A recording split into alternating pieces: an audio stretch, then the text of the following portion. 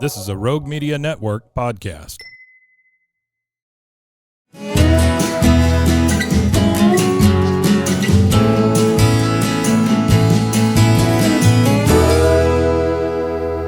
This is Central Texas Life with Ann Harder.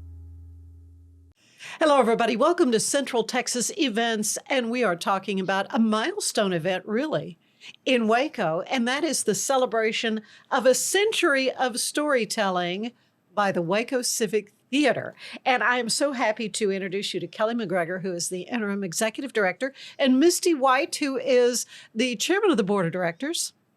And we were talking earlier, Kelly, I just did not know the Civic Theater was 100 years old. Yes, I'm interested to know if we are the oldest nonprofit in Waco. We might be. We may not have achieved nonprofit status until the 50s, so we might not be the oldest nonprofit exactly. But yes, our theater started in 1925 with Waco Little Theater. It was began by Mrs. Jean Fort. Mm-hmm. Her husband was Mr. Foster Fort, and some people may know from Waco, Texas history of the Fort House. The Fort House, right? Yes. They're next to the silos. Yes, exactly. First Baptist Church, just down the street. That is incredible. And a few years it, was dormant, and then Paul Baker came back in. That's a name from my Baylor days, certainly heard of him. And yes, he is definitely a mover and a shaker in town. And he was back in the 50s, and he gathered the original members of Waco Little Theater, and he began Waco Civic Theater. That is awesome. So, of course, my first kind of awareness of it was this situation where you are now on Lake Air. Oh, I presume it wasn't always there. Do you know anything about what theater, facility they used? Yes, so they were a little nomadic for a while. They actually had a building, and now I can't remember which street it was on, but they would, it was a very long, narrow theater, and it burned to the ground, and then they went back to being nomads again. Mm-hmm. And so that was part of the reason why Paul Baker wanted to give them a permanent home in an established theater building. And so he designed that incredible building.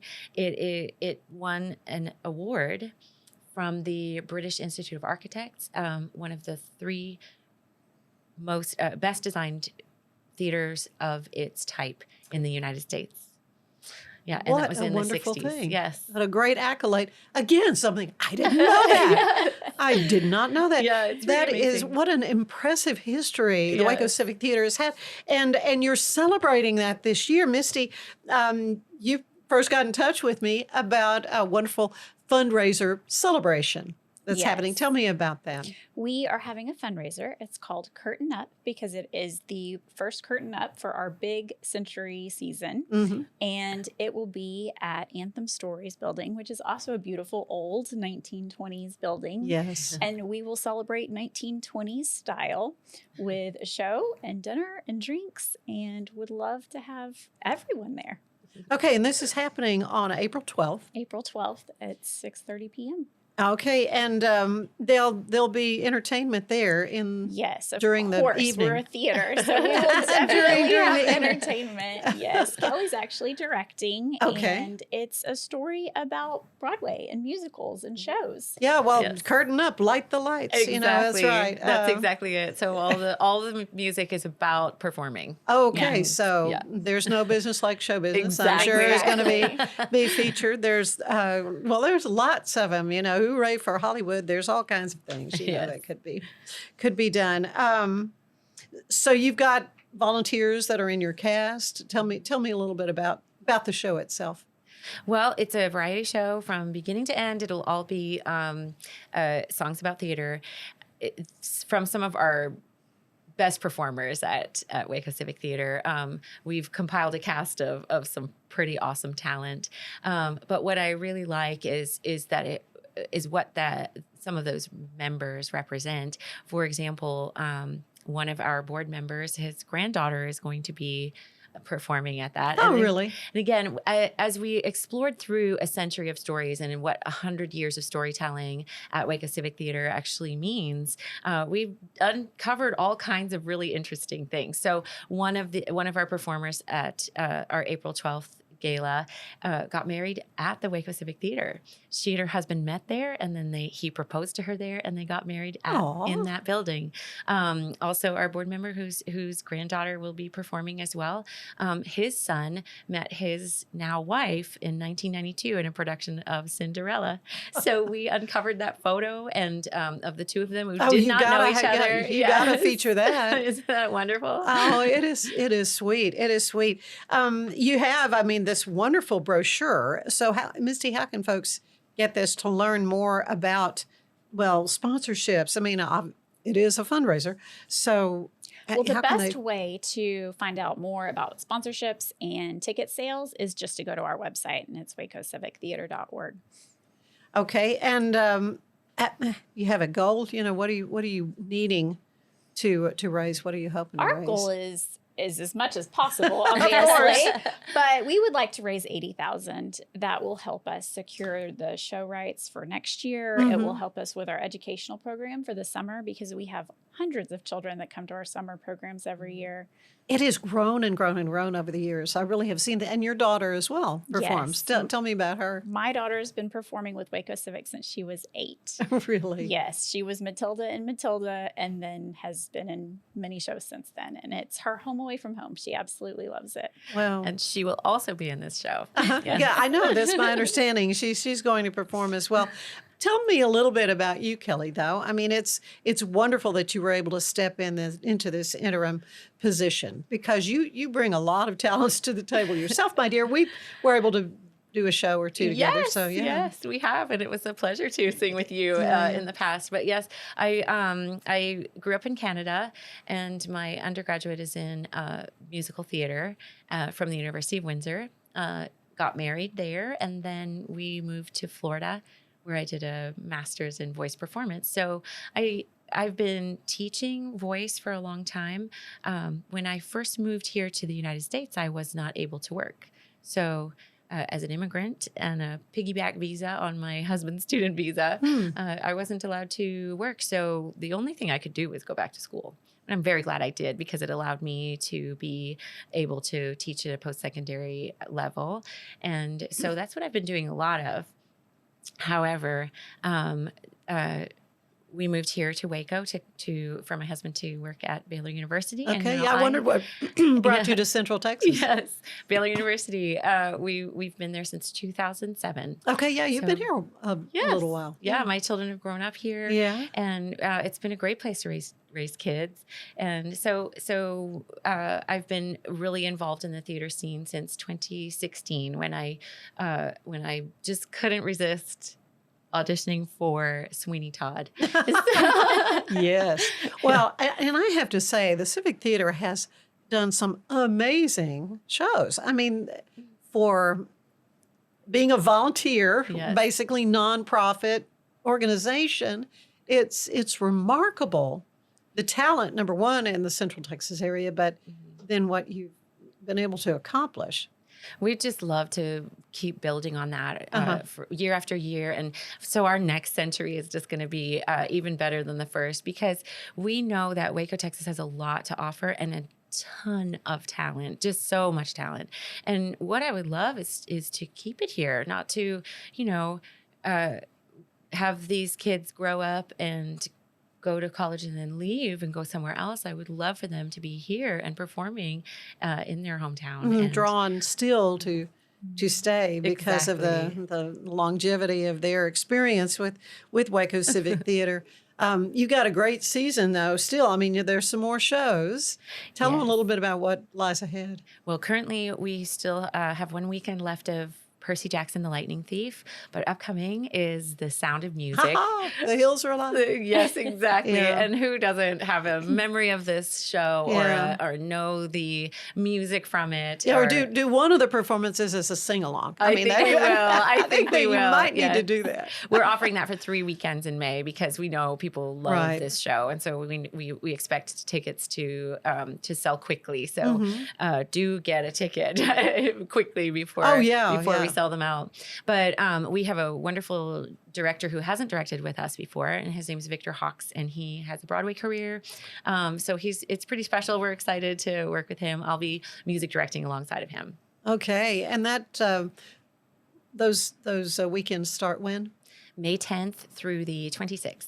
Okay, so is that the last big show of the season? That'll be the last big show of the season. And then we will announce our new season. At Curtain Up.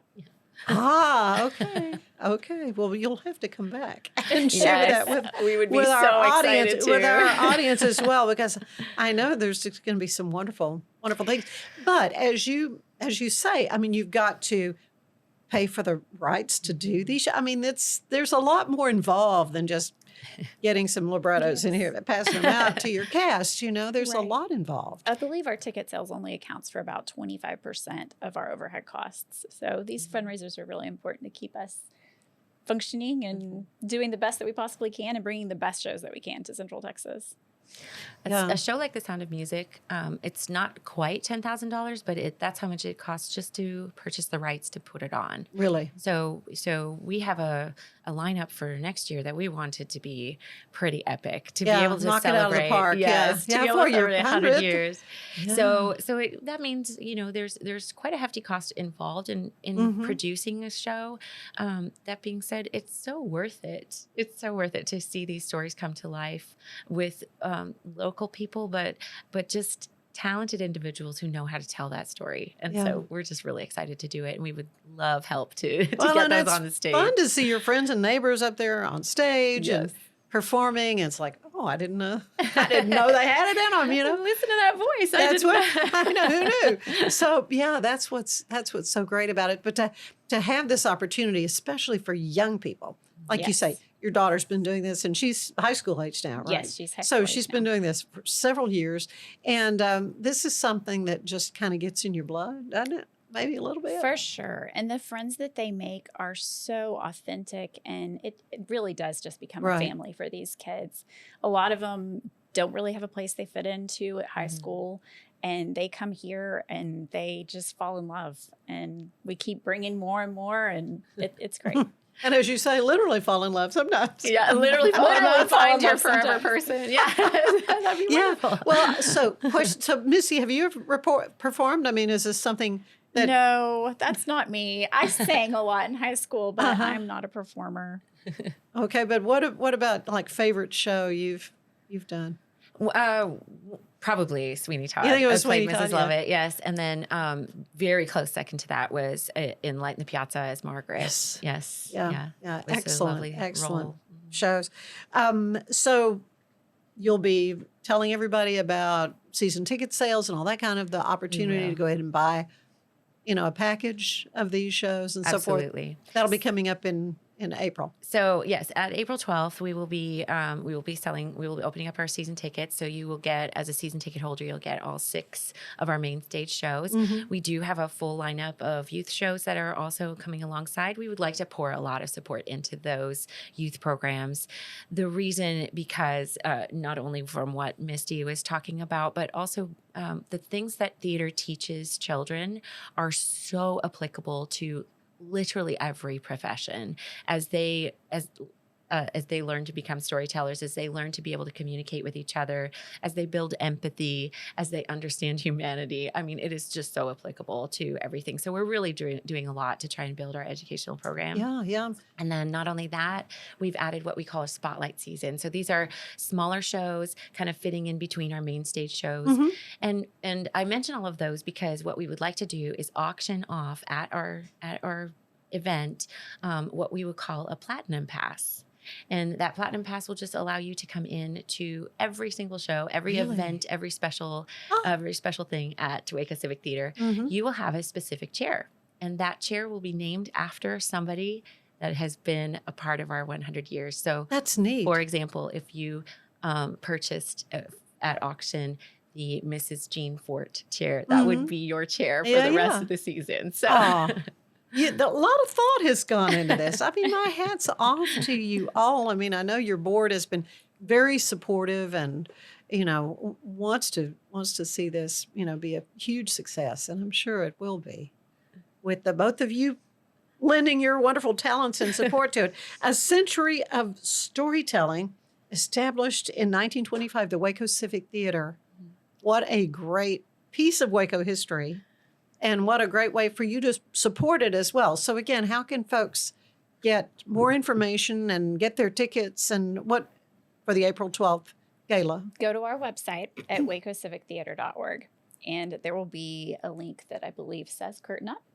Yes. Yeah. You can go enter tickets and it is an event. You can purchase it just like that. You can purchase all of the different sponsorships that way.